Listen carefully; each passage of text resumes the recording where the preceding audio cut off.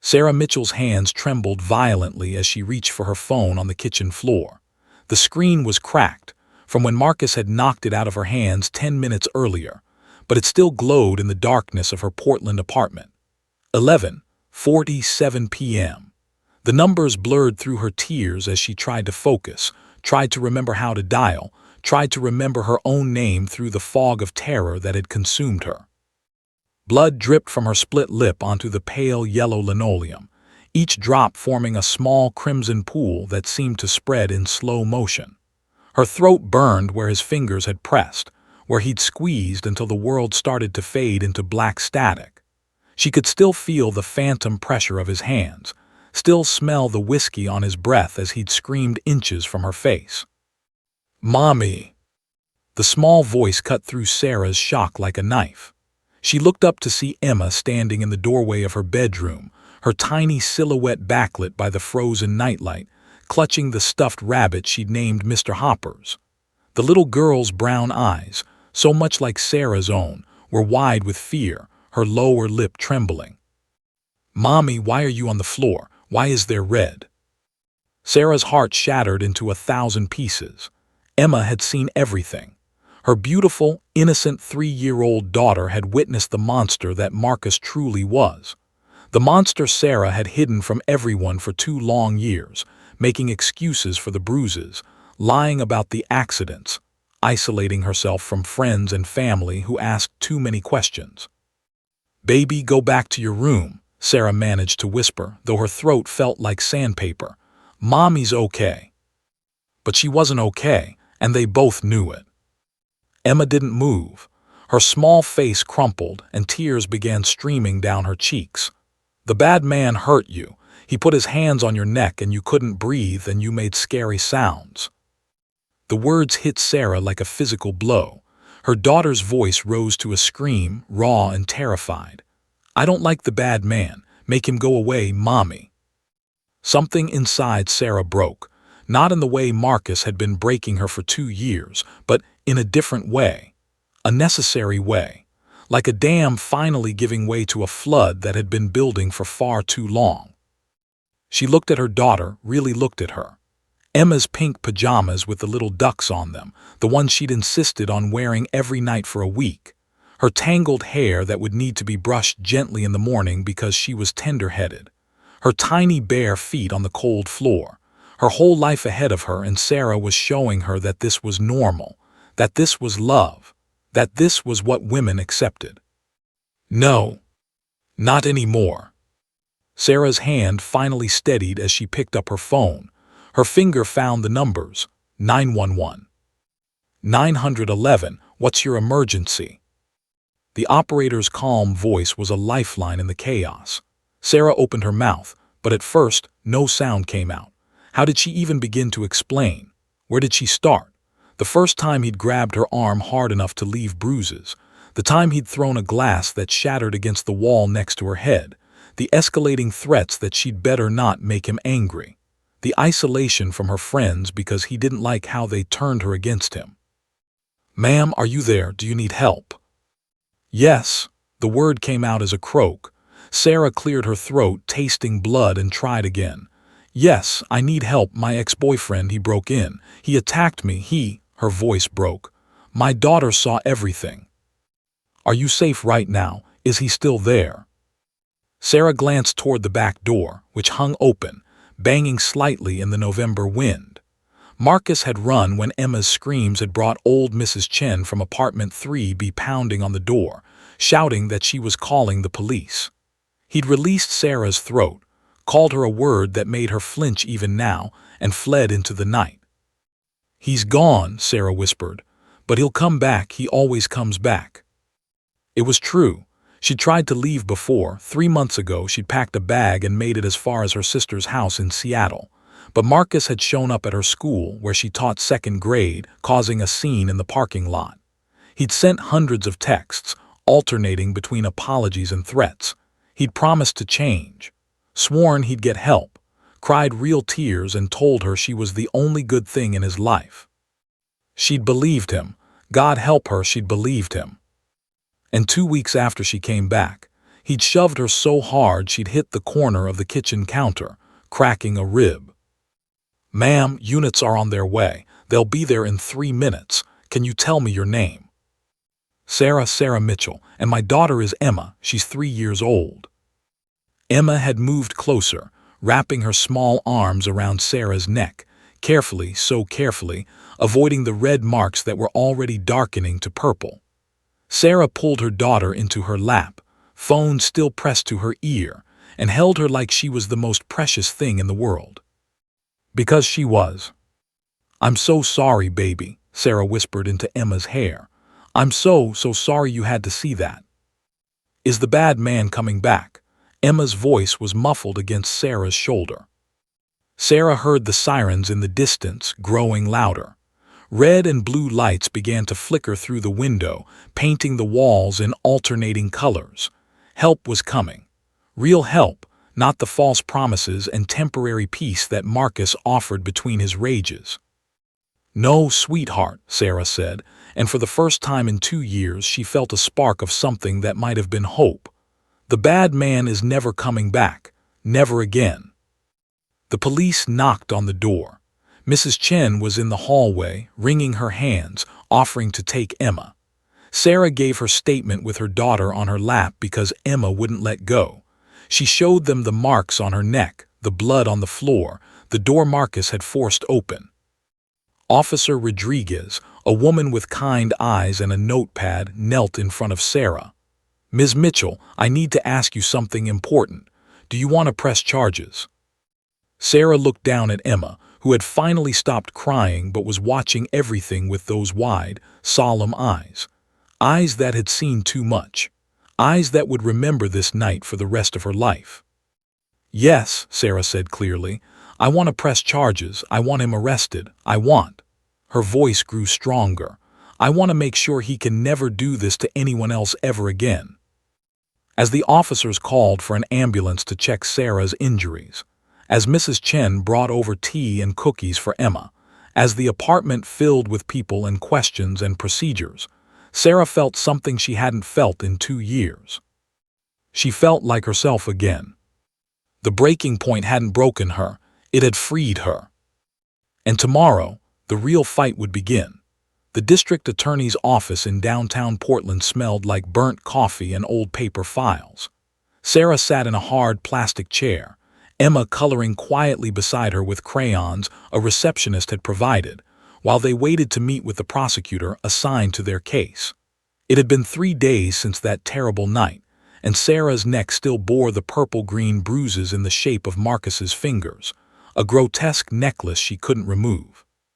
She'd barely slept. Every sound in the night made her jump. Every footstep in the hallway outside her apartment sent her heart racing.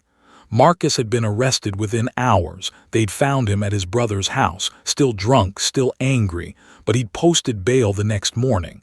$10,000 like it was nothing. His family had money. His father owned a successful construction company. They could afford the best. Sarah was a second-grade teacher who lived paycheck to paycheck. "Ms. Mitchell," a woman appeared in the doorway, late 30s, sharp business suit, dark hair pulled back in a tight bun. She extended her hand. "I'm Jennifer Alvarez, Assistant District Attorney. I'll be handling your case." Sarah shook her hand, nodding the firm grip, the direct eye contact. Jennifer Alvarez looked like someone who didn't lose often. "Please come to my office. You can bring your daughter." Jennifer's office was small but organized, law books lining the shelves, case files stacked neatly on the desk. She cleared a space and pulled out a folder that already had Sarah's name on it. Emma climbed into a chair by the window, continuing her drawing. A house with a big sun, normal and cheerful, nothing like the dark scribbles she'd been making at home. "I've reviewed the police report," Jennifer began, her tone professional but not unkind.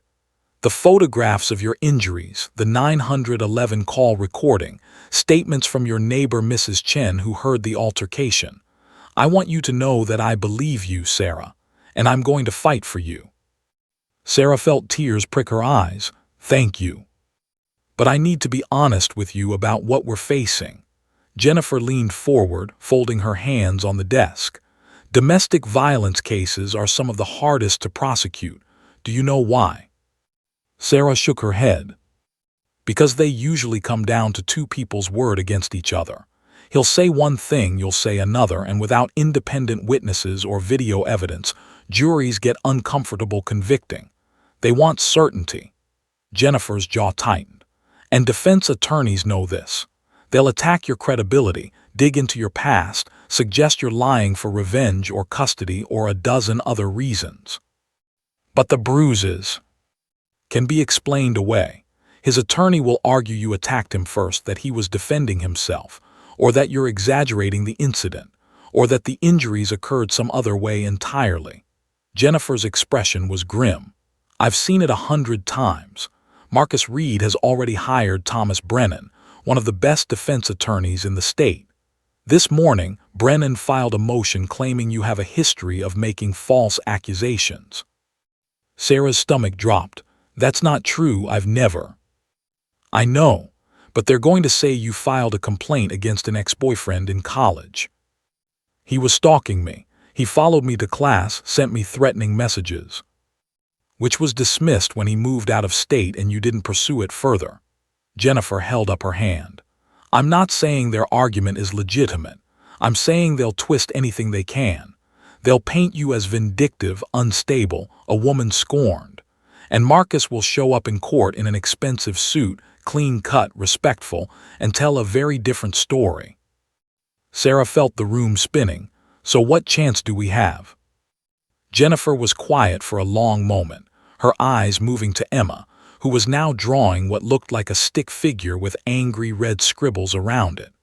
That depends on whether you're willing to do something very difficult, something that might give us the edge we need. Anything. Emma is the only independent witness to the assault. The words hung in the air like a guillotine blade. Sarah's breath caught. No, she's 3 years old. I know. Jennifer's voice was gentle now, and I would never suggest this lightly. But Sarah, she saw what happened. She told the officers that night in her own words that Marcus hurt you. Mrs. Chen heard her screaming about it from the hallway. She's a baby, Sarah's voice cracked. You can't put a 3-year-old on a witness stand. Legally, we can. Oregon law doesn't set a minimum age for witnesses. If a child can understand the difference between truth and lies, if they can communicate what they saw, they can testify. Jennifer pulled out another file. There's precedent. A 5-year-old testified in a case 3 years ago in Salem, a 4-year-old in Eugene last year. But never a 3-year-old, Sarah whispered.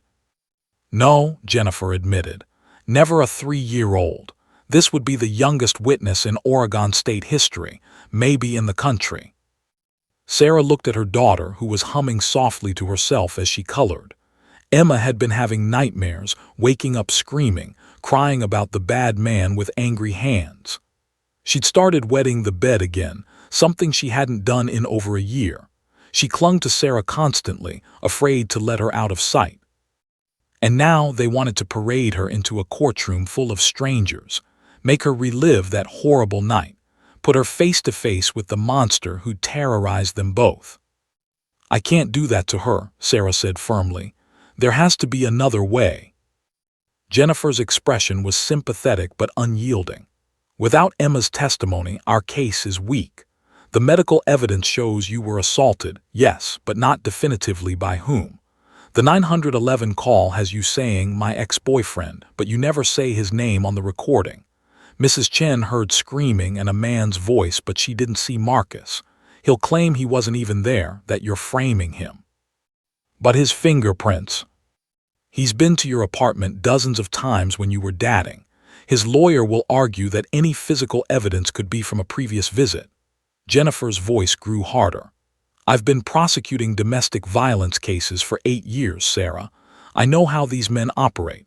Marcus will have an alibi, probably his brother saying he was there all night. He'll have character witnesses, friends and family saying he would never hurt anyone. He'll cry on the stand and talk about how much he loved you, how heartbroken he is that you're doing this to him. Sarah's hands clenched into fists, so he just gets away with it.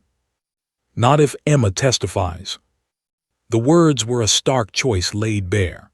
Protect her daughter from trauma and watch Marcus walk free, free to find her again, to finish what he'd started, or to do this to someone else. Or put Emma through something that could haunt her for the rest of her life, but potentially stop Marcus forever. What kind of choice was that for a mother to make? I need time, Sarah said weakly. I need to think about this. Of course, but Sarah, Jennifer's dark eyes were intense. Marcus made bail. He's been ordered to stay away from you, but a piece of paper doesn't stop men like him. Last night, someone drove past your apartment building 3 times between midnight and 2 a.m., a car matching the description of his brother's truck. Ice flooded Sarah's veins. You're watching my building.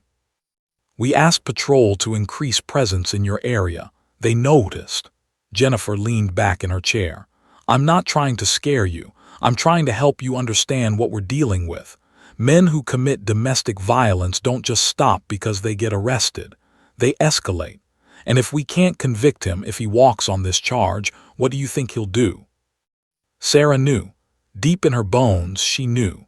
Marcus had told her once during one of his rages, if you ever try to leave me, if you ever go to the cops, I'll make sure you regret it. I'll make sure everyone knows what a lying bitch you are. And then I'll make sure you can't talk about it anymore. She'd thought it was just anger talking, just empty threats meant to scare her into submission.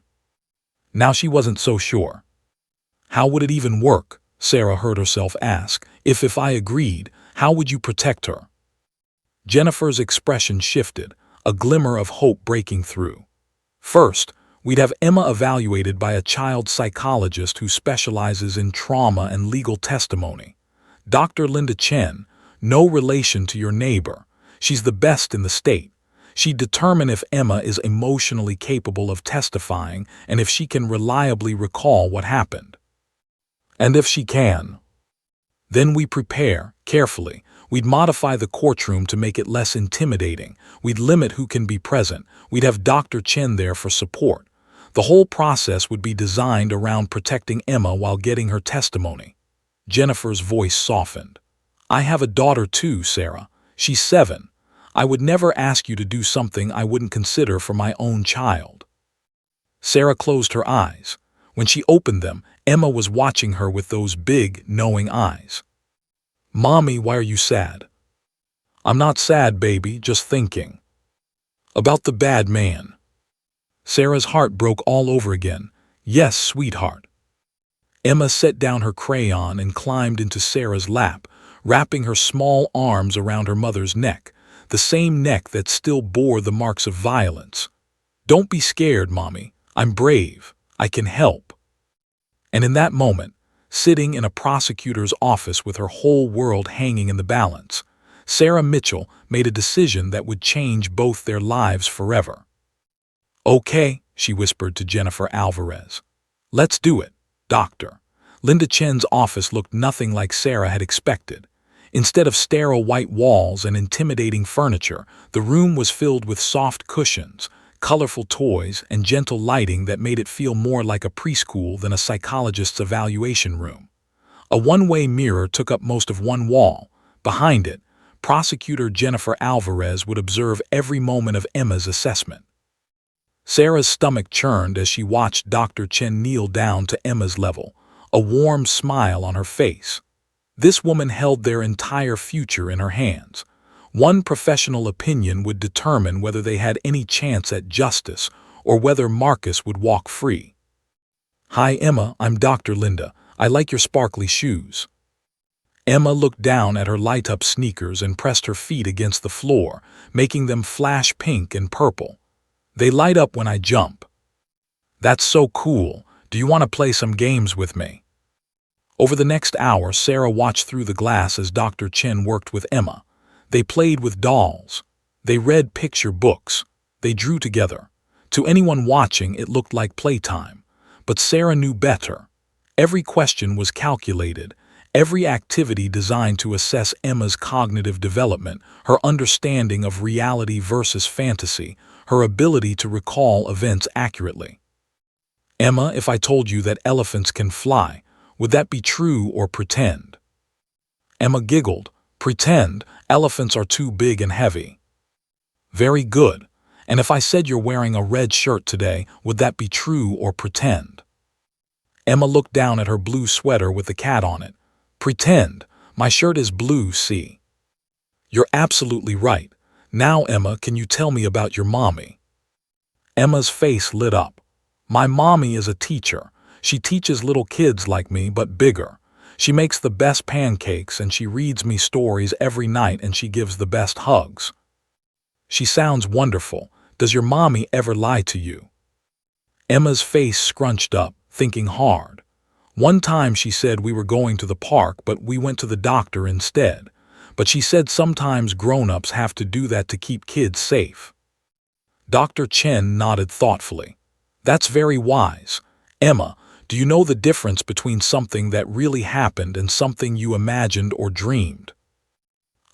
Dreams are when I'm sleeping. Like I dreamed I had a puppy, but when I waked up, no puppy." Emma's expression grew serious. "But the scary night was real. That really happened." Sarah's breath caught.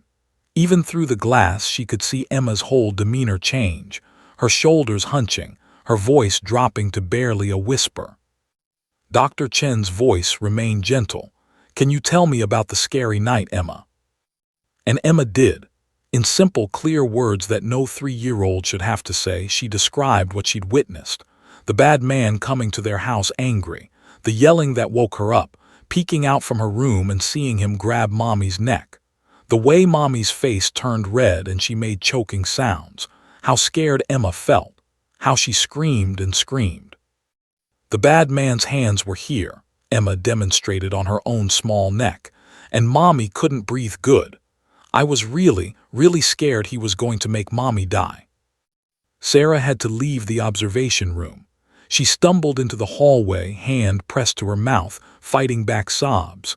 Jennifer followed her out. "She remembers everything," Sarah choked out. "Every horrible detail. How is that fair? She's 3 years old." "Traumatic events often create very strong memories," Jennifer said quietly. "Even in young children, especially in young children, they don't have the same filters adults develop to cope with trauma." 2 hours later, Dr. Chen emerged with her preliminary assessment. Her expression was grave as she sat across from Sarah and Jennifer in her private office. "Emma is an exceptionally bright child," Dr. Chen began. "Her verbal skills are well above average for her age, and she demonstrates a clear understanding of truth versus lies. More importantly, her recall of the night in question is remarkably consistent and detailed. She doesn't embellish or add fantastical elements. She sticks to what she observed." "So she can testify," Jennifer leaned forward. "Cognitively, yes, she meets the legal threshold for competency." Dr. Chen paused, choosing her words carefully. "But there are significant concerns about the emotional impact. Emma is already showing signs of trauma, nightmares, regression in some behaviors, hypervigilance around men. Testifying in court, even with modifications, could exacerbate these symptoms." Sarah felt like she was being torn in two. "Will it damage her permanently?" "That's impossible to predict with certainty. Some children are remarkably resilient. Others carry courtroom experiences with them for years." Dr. Chen pulled out a thick folder. "What I can tell you is that children who testify and are believed, who see their abuser held accountable, often process their trauma more successfully than children who witness violence and feel powerless to stop it. Emma has already expressed a desire to help Mommy be safe.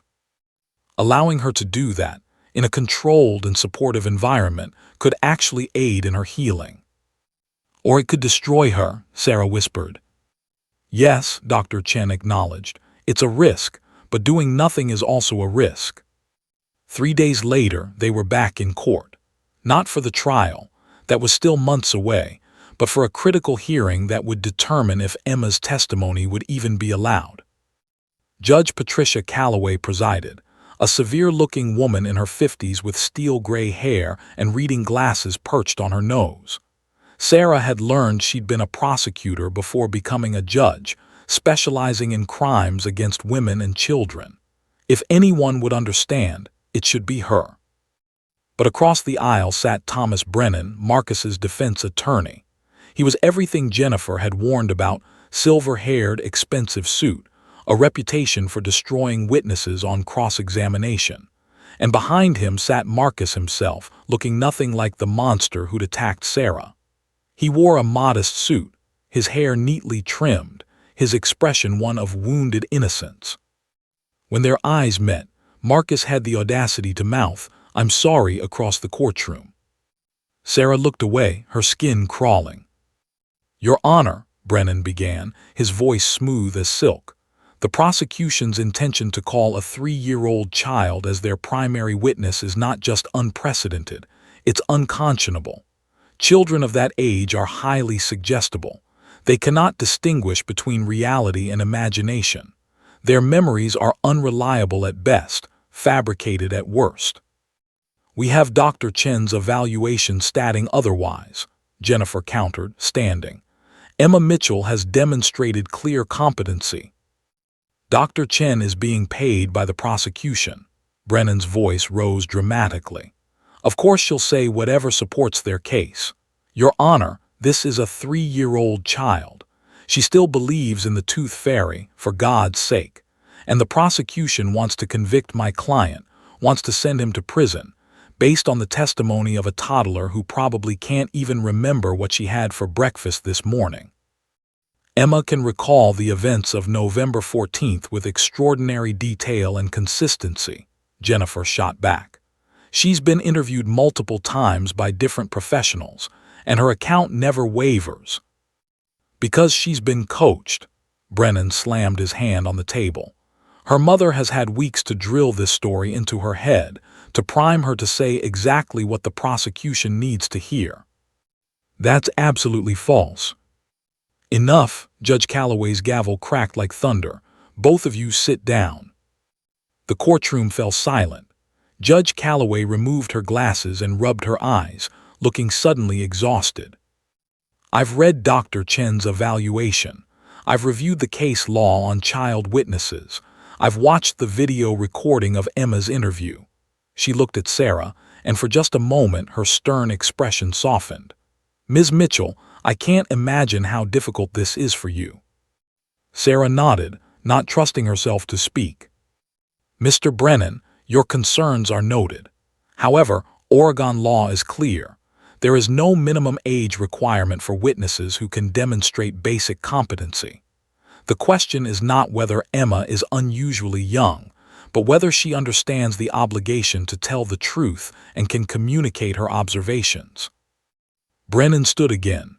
"Your Honor, I respectfully request that the court appoint an independent psychologist to evaluate the child. Dr. Chen has an obvious bias." "Dr. Chen is one of the most respected child psychologists in the state," Judge Calloway interrupted. "But in the interest of fairness, I'll allow a second evaluation. You may submit a list of 3 qualified professionals by end of business Friday. The prosecution will choose one." Jennifer's jaw tightened, but she nodded. It was a compromise, not ideal but not a disaster. "Furthermore," the judge continued, "if Emma is ultimately permitted to testify, I will impose strict conditions. The courtroom will be modified to be child-appropriate. Questioning will be limited in scope and duration. I will personally intervene if I feel the child is being traumatized or confused. And if, at any point, Emma appears unable to continue, her testimony will be stricken and will proceed without it. Is that clear?" "Yes, Your Honor," both attorneys said in unison. As they filed out of the courtroom, Sarah felt Marcus's eyes on her back. She didn't turn around, couldn't. In the hallway, Jennifer pulled her aside. "Brennan will pick the toughest evaluator he can find, someone who will be skeptical. We need to prepare for that." "What if they say Emma can't testify? What if we lose before we even start?" Jennifer's expression was grim but determined. "Then we fight with what we have. But Sarah, I've seen Emma's interviews. I've watched her. That little girl is stronger than anyone gives her credit for. She's going to surprise a lot of people." That night, Sarah lay in bed with Emma curled against her side, Mr. Hoppers clutched tight in her small fists. Through the window, she could see a car parked across the street, the same car that had been there for 3 nights running. She'd reported it to the police, but by the time they arrived, it was always gone. Marcus was watching, waiting, making sure she knew he was out there. Sarah pulled Emma closer and whispered into the darkness, "We're going to win, baby. We have to." But in her heart, she was terrified they wouldn't. The news vans appeared on a cold Tuesday morning, their satellite dishes rising like metal flowers outside the Multnomah County Courthouse. Sarah spotted them from half a block away and froze on the sidewalk, Emma's hand tight in hers. "Mommy, why are there so many cars?" "I don't know, baby. Let's go inside quickly, okay?" But they didn't make it. A reporter with perfect hair and a microphone thrust into Sarah's face materialized out of nowhere. "Ms. Mitchell, is it true your 3-year-old daughter will testify against your ex-boyfriend? How do you respond to critics who say you're exploiting your child?" More reporters swarmed, cameras flashing, voices overlapping in a cacophony of invasive questions. Sarah tried to shield Emma, who had started to cry, pressing her face against her mother's leg. "No comment, please, my daughter." "Ms. Mitchell, do you think a toddler can really provide reliable testimony? Is this about revenge against Marcus Reed? How do you respond to allegations that you're coaching your daughter?" A security guard from the courthouse pushed through the crowd, creating a barrier. "Back up, give them space." He ushered Sarah and Emma inside, the glass doors shutting out the chaos. In the bathroom, Sarah knelt beside Emma, wiping her tears. "I'm sorry, sweetheart, those people were they were just curious. They didn't mean to scare you." "I don't like all the cameras," Emma whimpered. "They were too loud." Neither did Sarah. She checked her phone and her heart sank. The story had exploded overnight. "Toddler to take stand in unprecedented domestic violence case," screamed the Oregonian headline. CNN had picked it up, Fox News, MSNBC, the Associated Press. By noon, her case, her private nightmare, would be national news. Dr. Richard Bartlett's office was nothing like Dr. Chen's welcoming space. It was clinical, sterile, with anatomy posters on the walls and the faint smell of antiseptic. Marcus's attorney had chosen well. Bartlett was known for his skepticism about child witnesses, having testified for the defense in dozens of cases. He was a thin man with wire-rimmed glasses and a permanent frown that made him look like he'd never smiled in his life. He barely acknowledged Sarah as he led Emma into his evaluation room. "This shouldn't take more than 2 hours," he said curtly. "You'll wait here." The door closed, and Sarah was alone with her anxiety. Through the small window in the door, she could see Emma sitting at a table, looking small and uncertain. Bartlett didn't kneel to her level. He didn't offer toys or warm up with friendly conversation. He sat across from her with a clipboard and began firing questions. Jennifer had warned her. Bartlett will try to confuse her, contradict her, make her seem unreliable. It's what he does. Sarah watched helplessly as the interrogation began. After 90 excruciating minutes, Bartlett emerged. His expression was unreadable. "Well," Sarah couldn't help asking. "I'll submit my report to the court by Friday," was all he said. Emma came out looking exhausted, her eyes red-rimmed. "Can we go home now, Mommy?" In the car, Sarah asked gently, "How was it, baby? Was the doctor nice?" Emma was quiet for a long moment. "He asked the same questions lots of times, like he didn't believe me the first time. He asked if I was telling the truth or if you told me to say things." Sarah's hands tightened on the steering wheel. "And what did you tell him?" "I told him the truth. The bad man hurt you. I saw it with my own eyes." Emma's voice was small but certain. "That's what really happened, Mommy." Friday arrived like a death sentence. Sarah sat in Jennifer's office, knee bouncing anxiously as the prosecutor read Dr. Bartlett's report on her computer screen. Jennifer's face was impossible to read. "Just tell me," Sarah finally said, "is it bad?" Jennifer looked up, and to Sarah's surprise, there was a slight smile on her face. "He's recommending that Emma be allowed to testify." "What?" He tried. He really tried to find reasons to disqualify her, but Emma was too consistent, too clear, too obviously truthful. Jennifer turned the screen so Sarah could see. "Listen to this. While I maintain reservations about the reliability of testimony from a witness of such young age, I cannot in good conscience conclude that Emma Mitchell lacks the cognitive capacity to serve as a witness. Her understanding of truth versus falsehood is demonstrable. Her recall of the events in question shows remarkable consistency across multiple interviews by different professionals. Her answers to my questions, while simple, were responsive and did not appear to be rehearsed." Sarah felt tears of relief streaming down her face. He believes her. Not quite, he's still skeptical, but he can't deny that legally she meets the competency standard. Jennifer's smile faded. "Sarah, this doesn't mean we've won. Brennan will use Bartlett's reservations about her age in court. He'll hammer away at the jury's doubts, and we still have to actually get Emma through testimony without her falling apart. But it's a chance. It's a real chance." "Yes," Jennifer agreed, "it's a chance." The media attention intensified. Sarah's phone number somehow leaked, resulting in a flood of calls, some supportive, many hostile. Anonymous emails filled her inbox. "You're using your daughter for attention, you sick bitch. That poor child should be taken from you. Marcus Reed is innocent and you know it. I hope your daughter gets what's coming to her for lying." The last one made Sarah physically ill.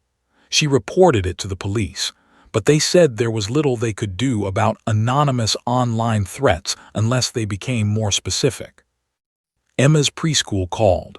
Other parents were concerned about the situation.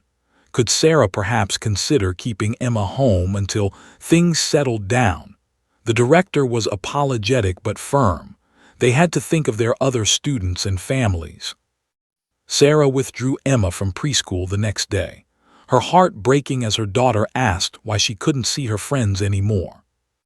Sarah's own school had been more supportive, granting her extended leave, but she knew there were whispers in the teacher's lounge.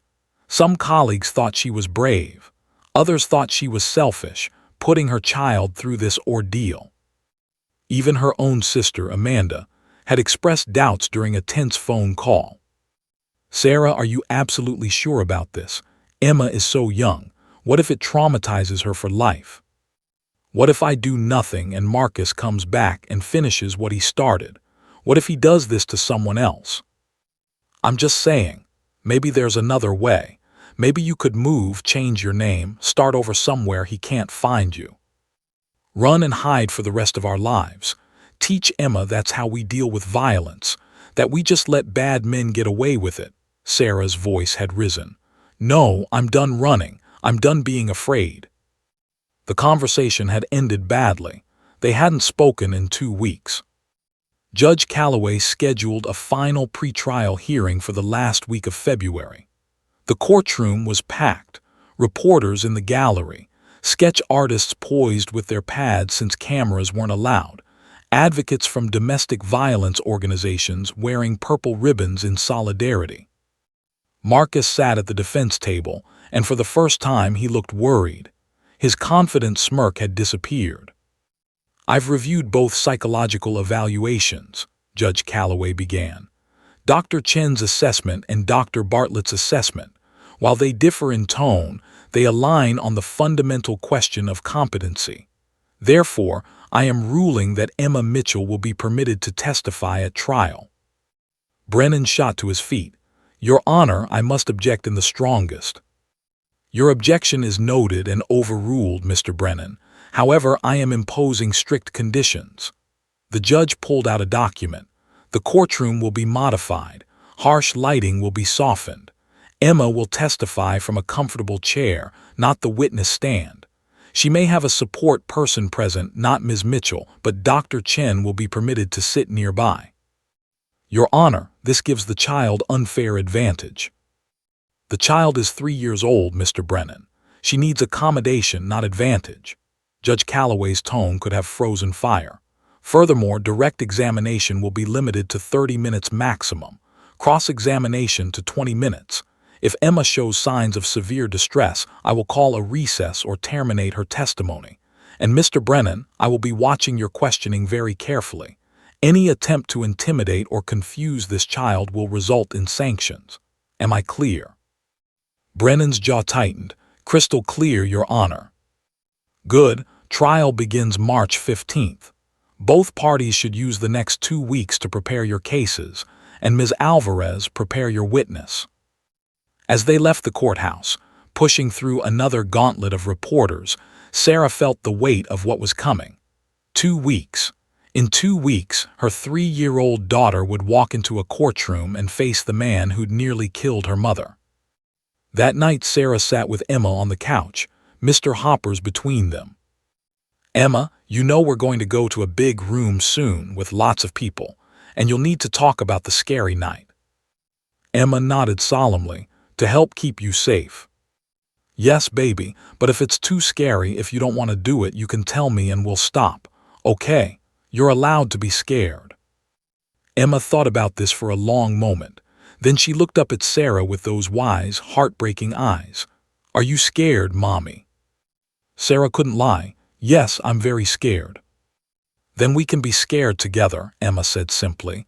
But we'll do it anyway, because that's what brave means. Dr. Linda told me that. Brave doesn't mean you're not scared. It means you do it even when you are. Sarah pulled her daughter close, tears streaming down her face. When did you get so wise? I'm 3 3/4, Emma said seriously. That's pretty old. Despite everything, Sarah laughed. And in that moment, she knew they would survive this. Whatever came next, they would face it together. 2 weeks until trial. 2 weeks until Emma's voice would either change everything or shatter their last hope for justice. The countdown had begun. March 15th dawned gray and cold, Portland rain drumming against Sarah's apartment windows like 1,000 tiny fingers tapping impatiently. She'd been awake since 3 a.m., staring at the ceiling, running through every possible scenario. Emma slept beside her, one small hand clutching Mr. Hopper's, the other tangled in Sarah's hair, a habit she'd developed since the attack, as if physically tethering herself to her mother could keep them both safe. Sarah's phone buzzed. Jennifer, jury selection starts at 9. Be there by 8:30. You've got this. But did she? Sarah looked at her daughter's peaceful face and felt her resolve waver. Emma would testify tomorrow, day 2 of the trial. One more day of innocence before everything changed. Mommy, Emma's eyes fluttered open. Is it the big day? Not your big day, sweetheart. That's tomorrow. Today, Mommy just has to sit and listen to people talk. Emma sat up, suddenly worried. Will the bad man be there? Sarah had been dreading this question. Yes, baby, but he can't hurt us. There are police officers and guards, and he has to sit far away from us. What if he gets mad again? Then the judge will make him leave. Remember, the judge is like the principal of the courtroom. Everyone has to follow her rules, even grown-ups. Emma seemed to accept this, though her grip on Mr. Hoppers tightened. The courthouse had transformed into a fortress. Extra security screened everyone entering. The media presence had tripled, news trucks lined the street, reporters doing live shots, talking heads debating whether a 3-year-old should testify. Sarah saw protesters on the courthouse steps. Some held signs reading "Believe Survivors" and "Justice for Sarah," while others declared "Children aren't witnesses" and "Free Marcus Reed." How had her private nightmare become a public spectacle? Inside, Jennifer met her in a private room. The prosecutor looked sharp in a navy suit, her expression all business, but Sarah could see the tension in her shoulders.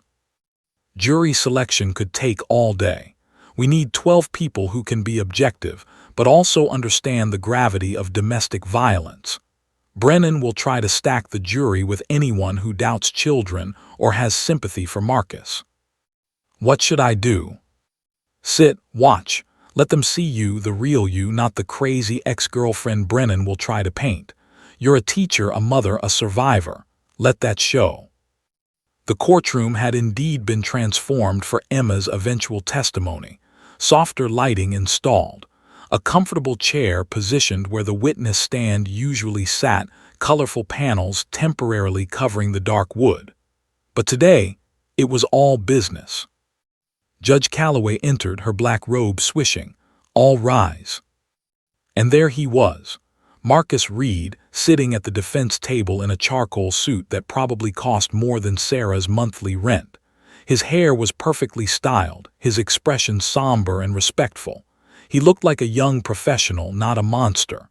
When he glanced back at Sarah, she saw something in his eyes that made her blood freeze, not remorse but calculation.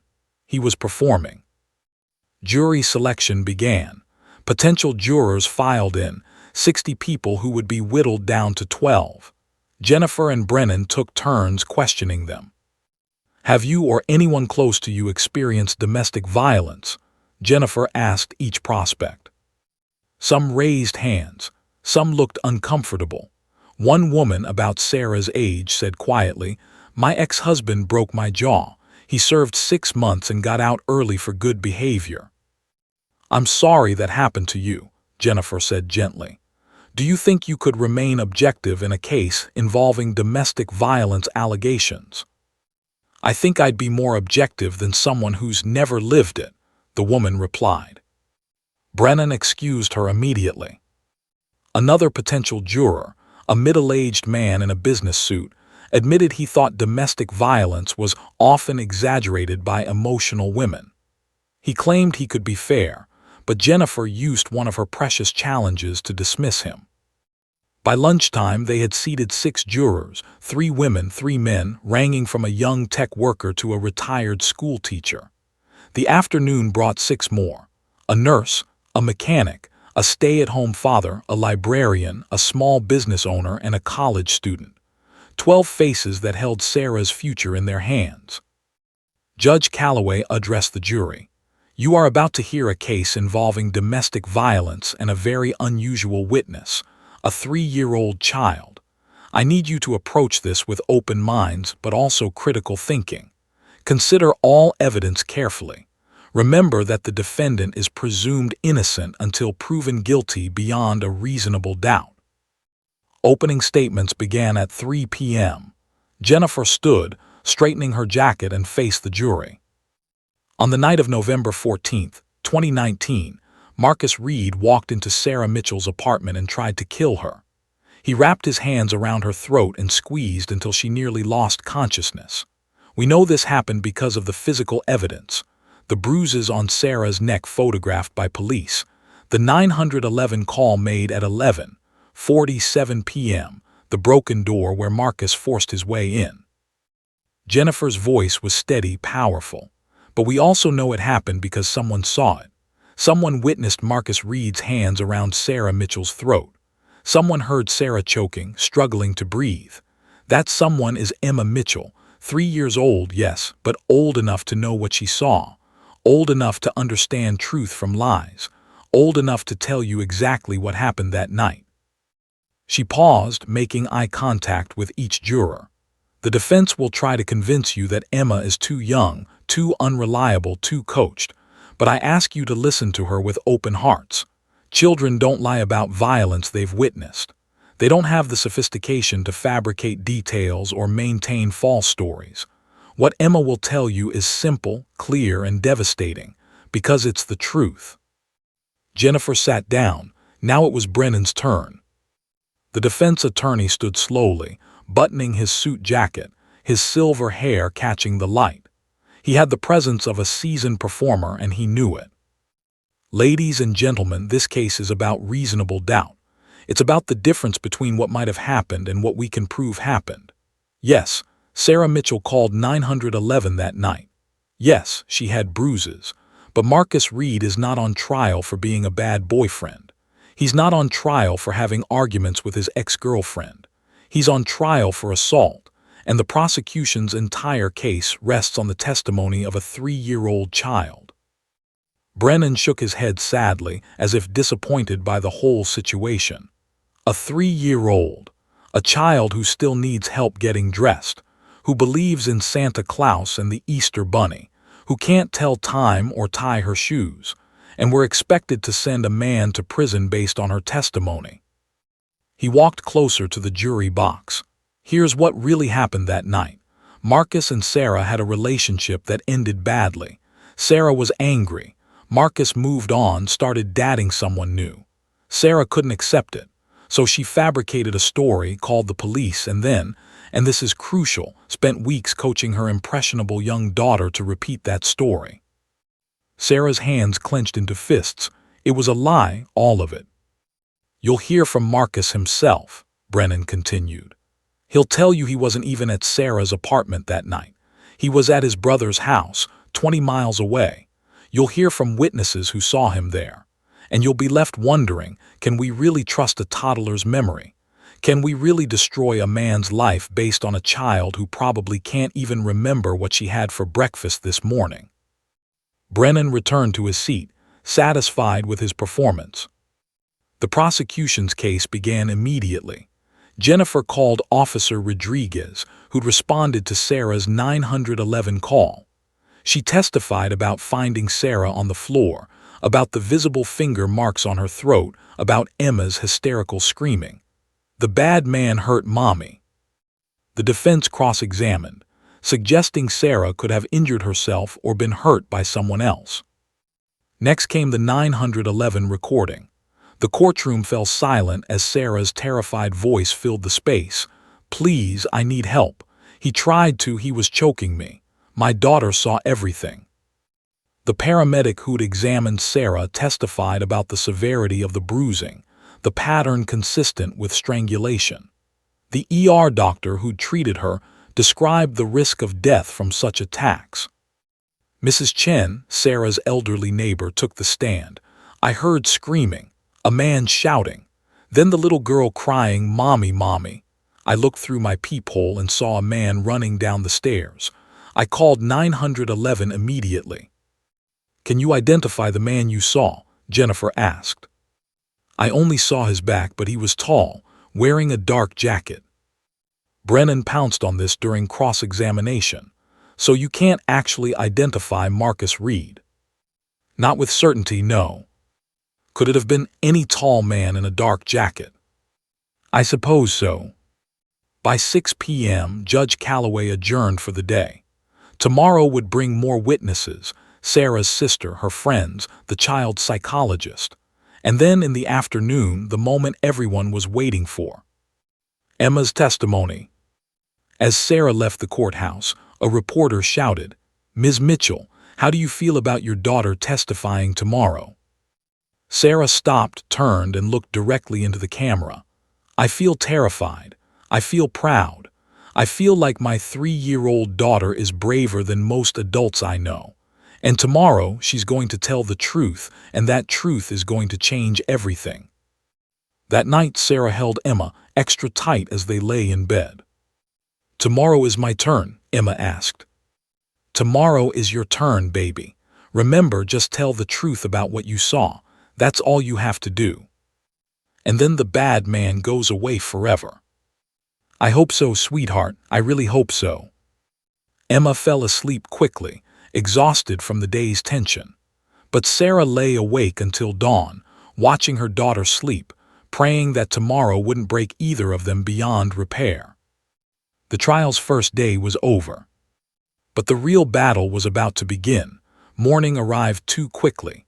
Sarah had managed maybe 2 hours of sleep, her dreams haunted by courtrooms and Marcus's cold eyes. Emma woke at 6 a.m., unusually quiet, clutching Mr. Hoppers with both hands. "My tummy feels funny," Emma whispered. Sarah pulled her close. "That's just butterflies. It means you're nervous, and that's okay. Even brave people get butterflies." They dressed carefully. Emma in the purple dress with white flowers that she'd chosen herself, her hair brushed into soft curls with a matching bow. Sarah had learned from Dr. Chen that letting Emma maintain control over small choices helped her feel empowered. "You look beautiful, sweetheart." "Do I look brave?" Emma asked seriously. Sarah's heart squeezed. "You look like the bravest girl in the whole world." The courthouse was even more chaotic than yesterday. Word had spread that today was the toddler's testimony. News helicopters circled overhead. The crowd of protesters had doubled. Security had to create a special corridor just to get Sarah and Emma inside. In the private witness room, Dr. Chen was waiting, warm and calm as always. She knelt down to Emma's level. "Good morning, Emma. Are you ready for our big day?" Emma nodded, though her grip on Mr. Hopper's never loosened. "Will there be lots of people?" "Some people, yes, but remember what we practiced. You just look at me and Ms. Jennifer. You don't have to look at anyone else if you don't want to." Jennifer entered carrying a small gift bag. "I brought you something, Emma." Inside was a smooth purple stone. "This is a worry stone. When you feel nervous, you can rub it with your thumb. It helps." Emma took the stone, testing it with her small fingers. "It's pretty." "Just like you," Jennifer said. Then she looked at Sarah. "We're on in 20 minutes. I'll call Emma after the child psychologist testifies. The courtroom's been modified, softer lights, the special chair we showed Emma, everything we discussed." Sarah nodded, unable to speak past the lump in her throat. Dr. Chen touched Sarah's arm. "She's ready, trust her, trust the work we've done." At 10:15 a.m., Judge Calloway made an announcement that sent ripples through the gallery. "The court will now hear testimony from a minor witness. I'm clearing the gallery of all spectators except immediate family and essential personnel. Reporters may remain but must sit in the back rows. Any disruption will result in immediate removal and contempt charges." Half the courtroom emptied. Those who remained fell into a tense silence. Sarah sat in the front row, her sister Amanda beside her. They'd reconciled the night before, Amanda tearfully apologizing for her doubts. Across the aisle, Marcus's family sat stone-faced. Marcus himself stared straight ahead, his jaw tight. The door opened, and Dr. Chen led Emma into the courtroom. The little girl looked impossibly small. Her purple dress seemed to glow under the softened lights. She carried Mr. Hopper's in one hand and the worry stone in the other, her eyes wide as she took in the scene. The jury leaned forward almost as one, their expressions softening at the sight of her. Dr. Chen guided Emma to the special chair, a comfortable armchair, child-sized, positioned where she could see Jennifer but didn't have to face the entire courtroom directly. A small table beside her held water and tissues. Dr. Chen sat in a chair nearby, within Emma's line of sight but not interfering. Judge Calloway's voice was gentler than Sarah had ever heard it. "Hello, Emma. I'm Judge Calloway. Do you know why you're here today?" Emma nodded, "To tell the truth about the scary night." "That's right. And do you know the difference between the truth and a lie?" "The truth is what really happened. A lie is making up something that didn't happen." "Very good. If I told you my robe was pink, would that be the truth or a lie?" Emma looked at the judge's black robe and gave a small smile. "A lie, it's black." "Correct, Emma. Do you promise to tell the truth today?" "I promise." Emma's voice was small but clear. Jennifer approached slowly, kneeling so she was at Emma's eye level. "Hi, Emma, remember me?" "Hi, Miss Jennifer." "Emma, I'm going to ask you some questions about a night last year. If you don't understand a question, you can say so. If you need a break, you can say so. Okay." "Okay. Can you tell me about your mommy?" Emma's face brightened. "My mommy is the best mommy. She reads me stories and makes funny voices for all the characters. She teaches little kids at school. She gives good hugs." "Your mommy sounds wonderful. Emma, do you remember a scary night at your apartment?" The brightness faded. Emma's hand found the worry stone, her thumb rubbing it in small circles. "Yes." "Can you tell us about that night?" Emma's voice dropped to barely above a whisper. A bad man came to our house. What do you mean by bad man? He was mean. He was yelling really loud. I waked up because of the yelling. What happened after you woke up? Emma's eyes were fixed on Jennifer now, her small body tensing. I went to my door. I peeked out. The bad man was in our kitchen with Mommy. What was the bad man doing? He was hurting Mommy. Emma's voice cracked. Dr. Chen shifted slightly, ready to intervene if needed, but Emma continued. He grabbed her neck with his hands, both hands, like this. She demonstrated on her own small neck, her fingers wrapping around. Several jurors' hands went to their own throats unconsciously. What happened to your Mommy? She couldn't breathe good. Her face got red and she made choking sounds, like when you can't get air. Emma's eyes filled with tears. I thought he was going to make Mommy die. What did you do?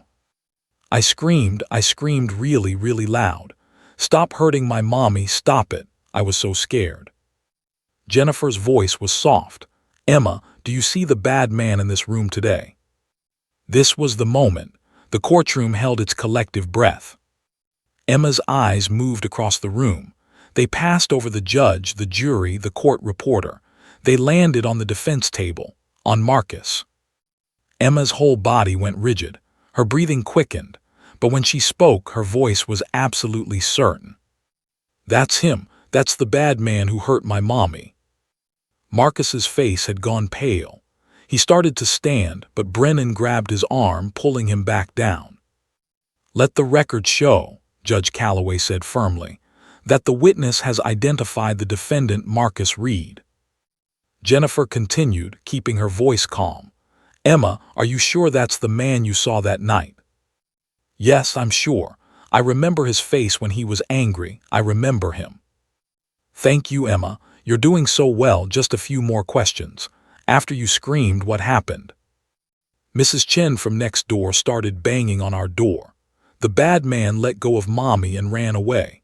Mommy fell down and I ran to her and hugged her. She was crying and I was crying, and then the police came with the flashy lights. How did you feel that night? Emma's tears spilled over. I was scared, so scared. I thought the bad man killed my Mommy. I have bad dreams about it. I dream that he comes back. Jennifer glanced at Judge Calloway, who nodded. Emma, you've been very brave. I just have one more question. Everything you've told us today, is it the truth? Emma looked straight at the jury for the first time, her small face serious beyond her years, tears streaming down her cheeks. It's the truth. I promise. That bad man hurt my Mommy and I saw it with my own eyes. Thank you, Emma. No further questions, Your Honor. The courtroom was utterly silent. Two jurors were crying openly. One older man in the back row had his hand over his mouth. Now came the moment Sarah had been dreading most. Cross-examination. Thomas Brennan stood slowly, his expression carefully neutral. He knew that any hint of aggression toward this child would destroy his client. He approached with exaggerated gentleness. Hello, Emma. My name is Mr. Brennan. I just have a few questions for you, okay? Emma pressed herself back in the chair, Mr. Hoppers clutched to her chest. She nodded. Emma, you said this happened at nighttime. How do you know it was nighttime? Because it was dark outside and I was sleeping. Then the yelling waked me up. Okay, and you said you saw a man. Are you absolutely sure it was Marcus? Could it have been a different man? Emma's voice was firm. No, it was him, the bad man right there. She pointed again at Marcus. Brennan paused, clearly searching for a crack in her testimony. Emma, has your Mommy talked to you about that night? Yes, she said I had to tell the truth. Did she tell you what to say? She said to say what really happened, that's the truth. Brennan was struggling. Every question seemed to make Emma more credible, not less. He tried another approach. Emma, you're 3 years old, right? 3.5. And sometimes 3-year-olds get confused, don't they? Sometimes they think something happened when maybe it was just a dream. Emma shook her head. This wasn't a dream. Dreams are pretend. This was real. The bad man really hurt Mommy. Brennan glanced at Marcus, who looked desperate. He tried once more. Emma, are you sure you remember everything correctly? It was a long time ago. I remember. Emma's voice rose slightly. I remember because it was scary and I don't want to remember, but I do. I remember his hands and Mommy's face and the bad sounds and Mrs. Chen knocking and everything. Judge Calloway intervened. Mr. Brennan, I think we have Emma's answer. Brennan knew when to quit. No further questions, Your Honor. As Dr. Chen led Emma from the courtroom, the little girl looked back once at her mother. Sarah was crying, but she was smiling too, and she mouthed the words, I'm so proud of you. Emma had done it. 15 minutes of testimony that would echo through legal history. 15 minutes that changed everything. The courtroom felt different after Emma's testimony. The air itself seemed charged, electric with tension. Sarah sat in the gallery watching as the trial continued, but she barely heard the words. Emma's voice kept echoing in her mind. That's the bad man who hurt my mommy. Jennifer called her final witnesses. Sarah's sister Amanda, who testified about finding Sarah covered in bruises months before the attack, too scared to leave. Sarah's best friend Rachel, who described the gradual isolation Marcus had imposed, cutting Sarah off from everyone who cared about her. A domestic violence expert who explained the cycle of abuse, how it escalates, how leaving is the most dangerous time. Then Jennifer rested her case. Now it was the defense's turn, and Thomas Brennan came out swinging. Marcus's brother, Derek Reed, took the stand first. He was polished, confident, wearing an expensive watch that caught the light as he raised his right hand to be sworn in. Derek, where was your brother Marcus on the night of November 14, 2019? Brennan asked. He was at my house in Beaverton. He arrived around 8 p.m. and stayed until the next morning. We watched the Blazers game, had some beers, talked about work. He never left. You're certain about this? Absolutely certain. Marcus crashed on my couch that night. I saw him when I woke up the next morning. Jennifer's cross-examination was sharp. Mr. Reed, Beaverton is 20 miles from Sarah Mitchell's apartment in Portland. Do you know how long that drive takes? 25-30 minutes maybe. So theoretically, Marcus could have left your house at 11 p.m., driven to Portland, attacked Sarah, and returned before you woke up. Derek hesitated. I guess theoretically, but... And you testified you'd been drinking beer that night. How many beers? I don't know, 4 or 5. So you were drinking, watching TV, and then you fell asleep. You can't actually testify with certainty that Marcus never left your house, can you? I would have heard him. You would have heard him over the television while you were asleep after drinking 5 beers. Jennifer's tone was incredulous. No further questions. Marcus's ex-girlfriend before Sarah took the stand next, a young woman named Brittany who seemed nervous. Did Marcus ever hurt you during your relationship? Brennan asked. No, never. He was always gentle and kind. But Jennifer's cross-examination revealed that Brittany and Marcus had only dated for 3 months, and she'd broken up with him because he was too intense and got jealous too easily. Did he ever raise his voice to you? Well, yes, sometimes, but... Did he ever grab your arm during an argument? Brittany looked uncomfortable. Once, but it was just to get my attention. Did it leave a bruise? A small one, but I bruise easily. Jennifer let that hang in the air before sitting down. Then came the moment everyone had been waiting for. Marcus Reed himself took the stand. He looked the part, clean-cut, remorseful, earnest. He'd probably practiced this performance for weeks.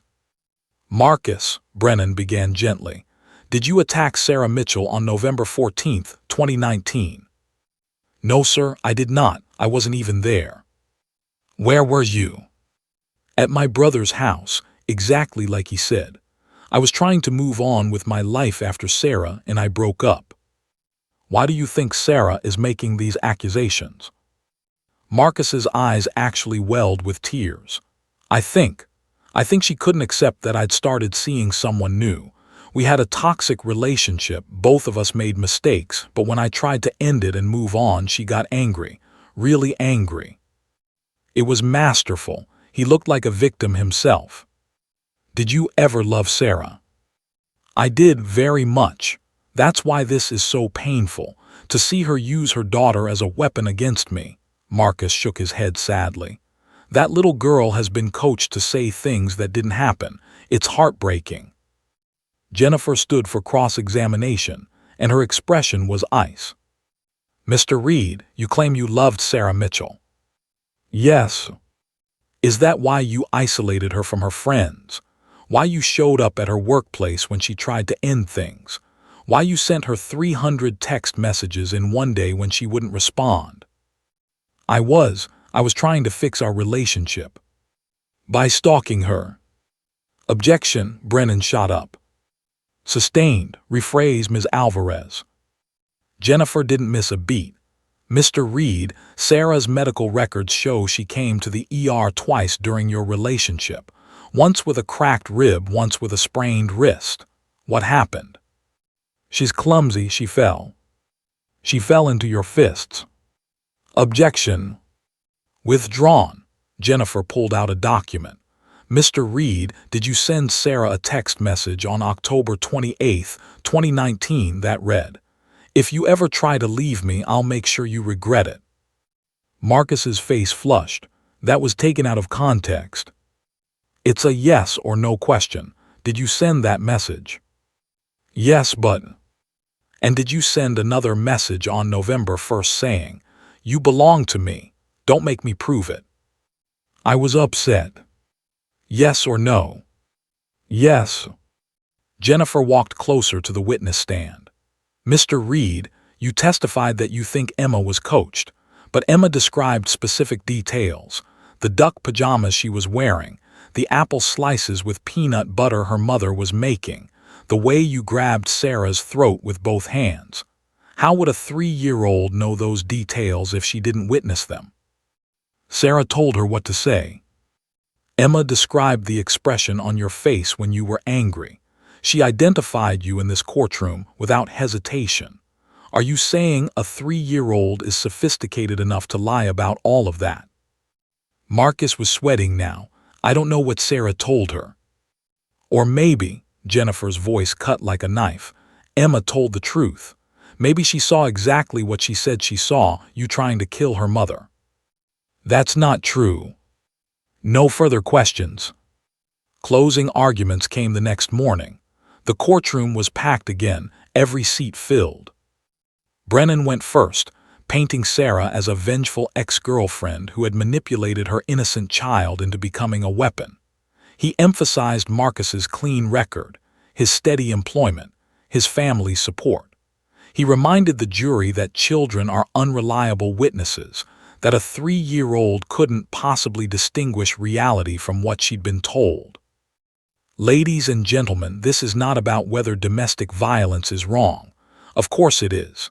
This is about whether the prosecution has proven beyond a reasonable doubt that Marcus Reed committed this crime. They haven't. They've given you a 3-year-old's testimony, coached, unreliable, heartbreaking, yes, but not proof. You cannot convict a man and destroy his life based on a toddler's word. Then Jennifer stood. She walked to the jury box and met each person's eyes. 3 years old. That's all the defense wants you to focus on: Emma's age. Not what she said, not how she said it, not the fact that every detail she provided has been corroborated by evidence. Just her age. Jennifer's voice grew stronger. But I watched that little girl testify. So did you. Did she seem coached? Did she seem confused? Or did she seem like a child telling the truth about something terrible she witnessed? She pointed at the photos of Sarah's injuries on the evidence board. Emma described her mother's red face, the choking sounds, the fear. Those bruises don't lie. That 911 call doesn't lie. And Emma Mitchell doesn't lie. Jennifer walked back to face the jury fully.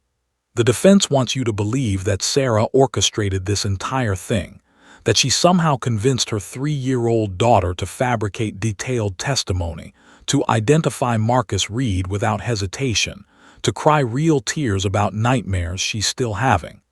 Does that make sense? Or does the simpler explanation make sense, that Emma told the truth? She paused, letting the silence stretch. Marcus Reed thought he could get away with it. He thought no one would believe Sarah. He didn't count on Emma. He didn't count on a 3-year-old girl being brave enough to speak up. Don't prove him right by ignoring her voice. Jennifer sat down. The jury deliberated for 8 hours. Sarah paced the hallway, unable to eat, unable to think. Emma was with Amanda at a nearby hotel, shielded from the waiting. At 4:47 p.m. the call came. The jury had reached a verdict. The courtroom filled quickly. Sarah's hands shook as she took her seat. Marcus sat rigid at the defense table, his confident mask finally cracking. Judge Calloway entered. Has the jury reached a verdict? The forewoman stood, a middle-aged woman, a mother herself. We have, Your Honor. What say you? On the charge of assault in the first degree, we find the defendant guilty. Sarah's knees buckled. Jennifer grabbed her arm, steadying her. On the charge of domestic violence, we find the defendant guilty. Marcus's face drained of all color. His mother sobbed in the gallery. His father sat in stunned silence. Judge Calloway's voice was steel. Mr. Reed, you have been found guilty by a jury of your peers. Sentencing will be in 2 weeks. Until then, bail is revoked. Bailiff, take him into custody. As marshals handcuffed Marcus and led him away, he looked back at Sarah one final time. She stared back, unflinching. She'd won. Emma's voice had changed everything. The 2 weeks between the guilty verdict and sentencing felt like living in suspended animation. Sarah walked through her days in a fog of disbelief and relief, checking over her shoulder less often, sleeping through the night for the first time in months. Emma's nightmares began to fade, replaced by dreams of puppies and playgrounds, normal 3-year-old dreams. But Sarah knew the fight wasn't truly over, not until Judge Calloway brought down the gavel one final time. The morning of March 31st arrived with unexpected sunshine, Portland's gray winter finally giving way to spring. Sarah dressed carefully in a blue suit, not for the cameras that would inevitably be there, but for herself. She needed to feel strong today. Emma stayed home with Amanda. This wasn't a day for a child to be present, no matter how brave that child had been. The courtroom was packed once again. Domestic violence advocates filled the gallery, their purple ribbons a sea of solidarity. Marcus's family occupied the opposite side, his mother red-eyed, his father grim-faced, his brother Derek staring at the floor. The media presence was overwhelming, every major outlet represented. Sarah took her seat behind the prosecution table, Jennifer beside her. Across the aisle sat an empty chair where Marcus would soon appear. At exactly 9 a.m., a side door opened, and Marcus Reed was led in wearing an orange jumpsuit, his hands cuffed in front of him. Gone was the expensive suit, the carefully groomed appearance. He looked gaunt, diminished. 2 weeks in county jail had stripped away his veneer. Judge Patricia Calloway entered, and everyone rose. Please be seated. We are here for sentencing in the matter of the state of Oregon versus Marcus Reed. Mr. Reed, please stand. Marcus stood, his lawyer beside him. For the first time since the trial began, he looked genuinely afraid. Before I impose sentence, Judge Calloway continued, I will hear from both sides. Ms. Alvarez, does the state wish to make a statement? Jennifer stood, her posture straight, her voice clear. Yes, Your Honor. The state asks the court to consider the severity of this crime. Mr. Reed didn't just assault Ms. Mitchell, he attempted to strangle her. Strangulation is one of the strongest predictors of future homicide in domestic violence cases. If Emma Mitchell hadn't screamed, if the neighbor hadn't intervened, Sarah Mitchell might not be alive today. She paused, letting that sink in. Furthermore, Mr. Reed showed no remorse. He lied on the stand. He attempted to discredit a 3-year-old child who had the courage to tell the truth. The state recommends the maximum sentence, 10 years in state prison. Marcus's mother gasped audibly. Judge Calloway made a note. Mr. Brennan, does the defense wish to speak? Thomas Brennan stood, and for once his usual confidence was muted. Your Honor, my client maintains his innocence despite the jury's verdict. He has no prior criminal record. He has a job, a family, a future that could still be productive. We ask for leniency, perhaps probation with mandatory anger management and substance abuse treatment. Incarceration serves no purpose here. No purpose. Jennifer was on her feet instantly. Your Honor, may I respond? Briefly, Ms. Alvarez.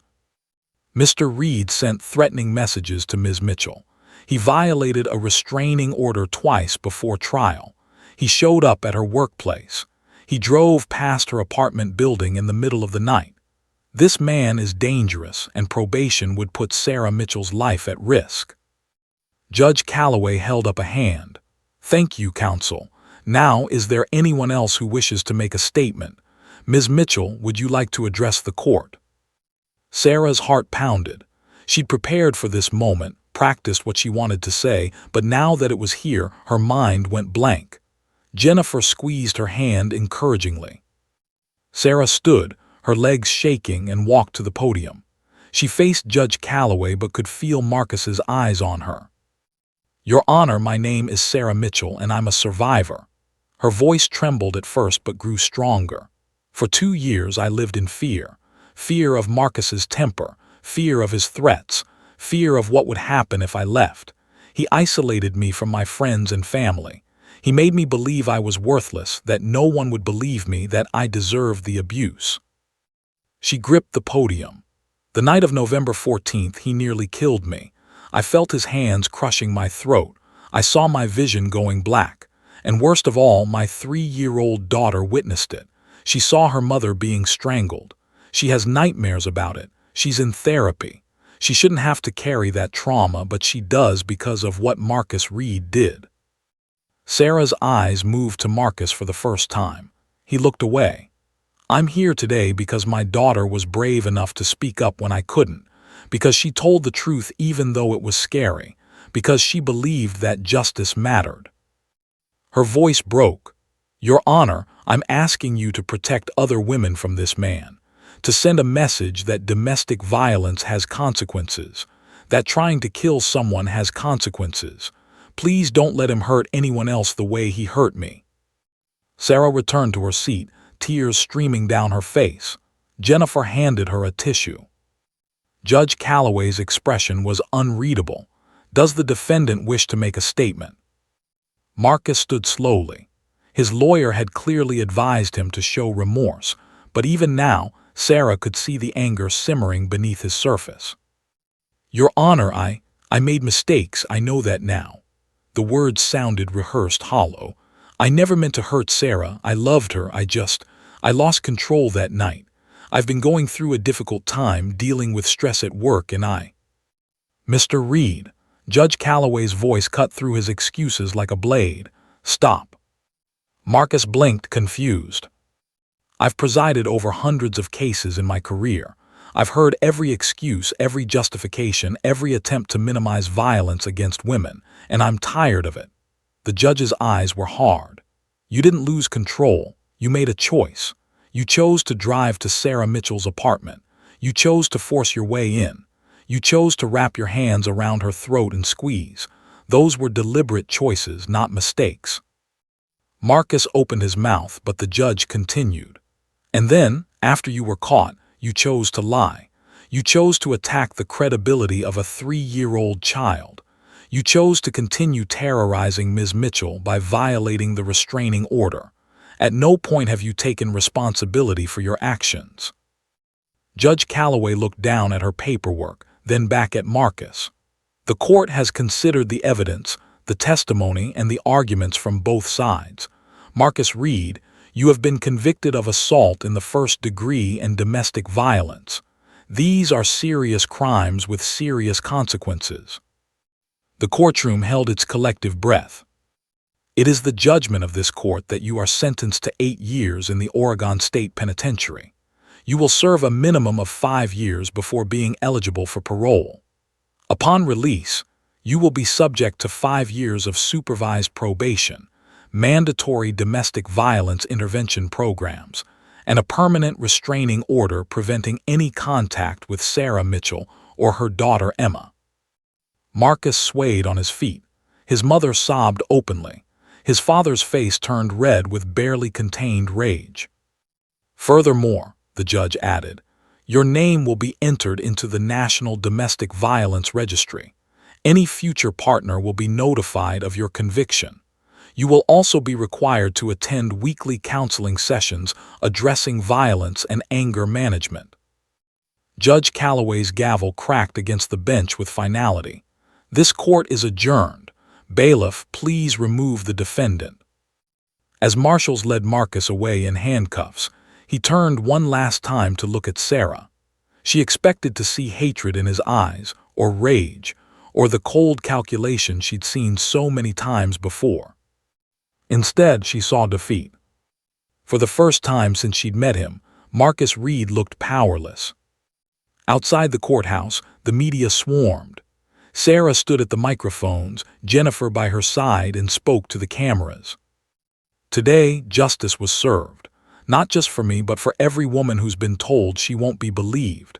For every child who witnesses violence and thinks they're powerless to stop it." Sarah's voice was steady now, strong. "My daughter Emma was 3 years old when she testified in this case. She was the youngest witness in Oregon history, maybe in the country, and she changed everything." A reporter shouted a question. "What would you say to other domestic violence survivors?" Sarah looked directly into the camera. "I would say, your voice matters. Whether you're 3 years old or 30, your truth has power.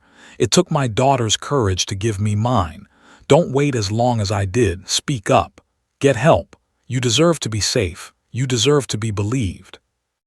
As she walked away from the courthouse, Sarah pulled out her phone and called Amanda. "Can you put Emma on?" A moment later, her daughter's sweet voice filled the line. "Hi, Mommy, are you coming home?" "Yes, baby, I'm coming home, and I have good news. The bad man is going away for a very long time. He can't hurt us anymore." "Forever and ever." "Forever and ever," Sarah confirmed, tears of relief sliding down her cheeks. "Yay," Emma cheered. "Can we get ice cream to celebrate?" Sarah laughed, a real, genuine laugh that felt like it came from somewhere deep inside her that had been locked away for years. "Yes, sweetheart, we can get all the ice cream you want." As she walked toward her car, Sarah felt something she hadn't felt in years: free. The nightmare was finally over. And their new life was just beginning.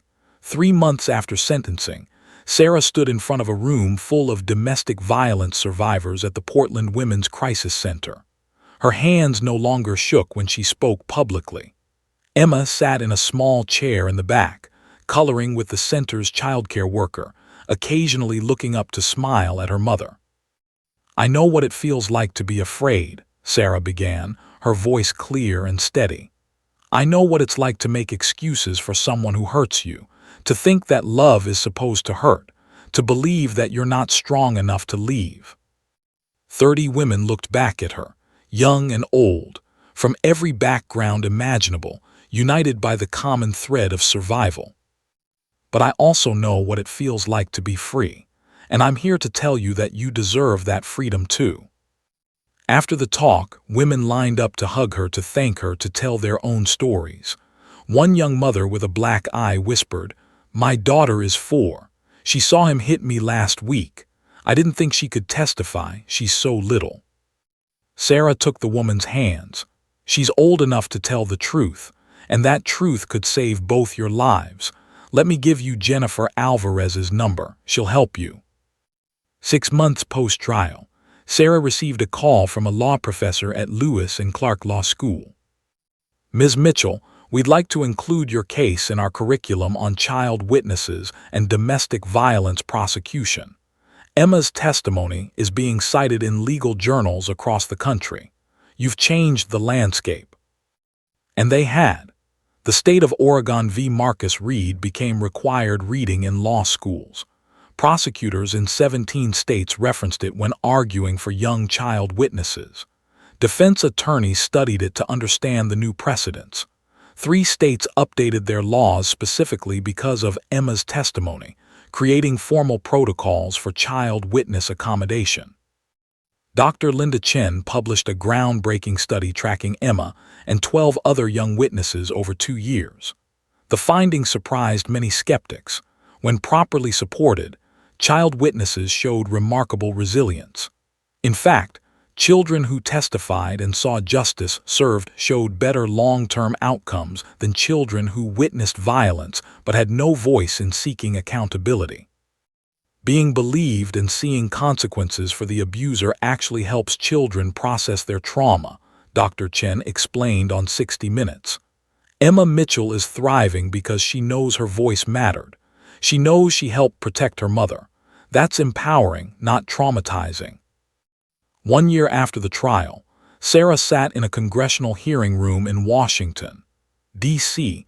She'd been invited to testify before the House Judiciary Committee about proposed federal protections for child witnesses in domestic violence cases. Members of the committee, she began, reading from her prepared statement, "My daughter was 3 years old when she became the youngest witness in Oregon history. She was terrified. So was I, but she was also brave, and she was believed." She looked up from her notes. Emma is 5 now, she's in kindergarten. She loves dinosaurs and wants to be a paleontologist. She still has Mr. Hoppers, the stuffed rabbit she brought to court that day. She sleeps peacefully at night. She doesn't have nightmares anymore. Sarah's voice grew passionate. But she only healed because the system protected her, because Dr. Chen prepared her, because Judge Calloway modified the courtroom, because Prosecutor Alvarez asked questions a 3-year-old could understand. Without those protections, testifying could have been re-traumatizing. She held up a document. The bill before you today would establish national standards for child witness accommodation in domestic violence and abuse cases. It would require training for prosecutors and judges. It would mandate age-appropriate courtroom modifications. It would ensure children like Emma have support throughout the process.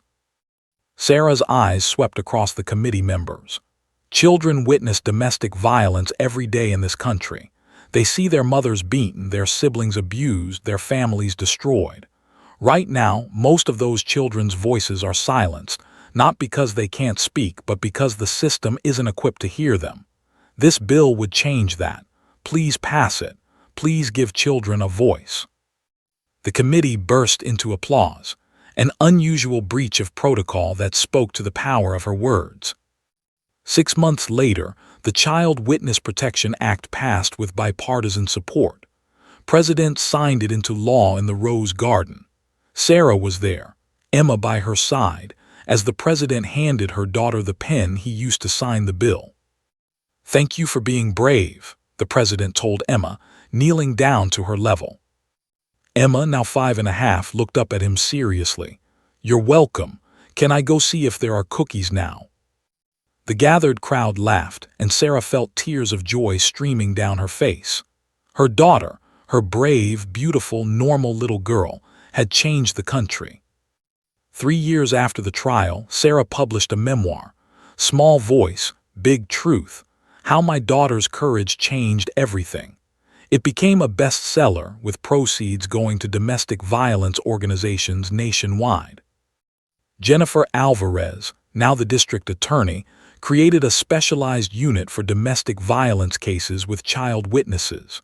She personally trained prosecutors across Oregon and then across the country on what became known as the Mitchell Protocol, comprehensive guidelines for supporting young witnesses.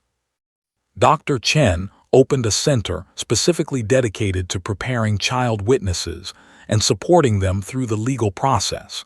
She named it the Emma Mitchell Center for Child Advocacy. Marcus Reed remained in prison, denied parole twice for failure to complete anger management programs and lack of remorse. His family stopped visiting after the first year.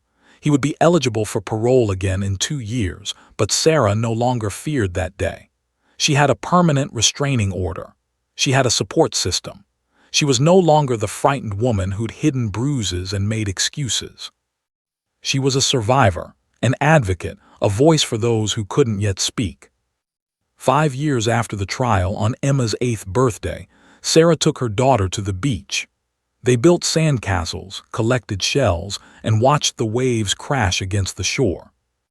"Mommy," Emma said, digging her toes into the sand, "do you ever think about the scary time?"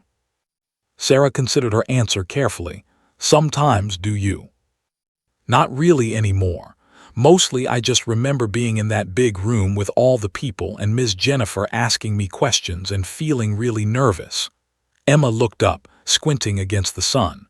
"But I also remember feeling proud, like I did something important." "You did, baby. You did something incredibly important." "I helped you be safe." "Yes, you did." Emma was quiet for a moment, then asked, "Do other kids help their mommies be safe too now, because of what I did?" Sarah pulled her daughter close. "Yes, sweetheart, because of you, lots of other children are using their voices. You started something really special." "Good," Emma said simply, returning to her sandcastle. "Everyone should be safe." As Sarah watched her daughter play, carefree, happy, unburdened by the weight of what she'd endured, she thought about the journey that had brought them here.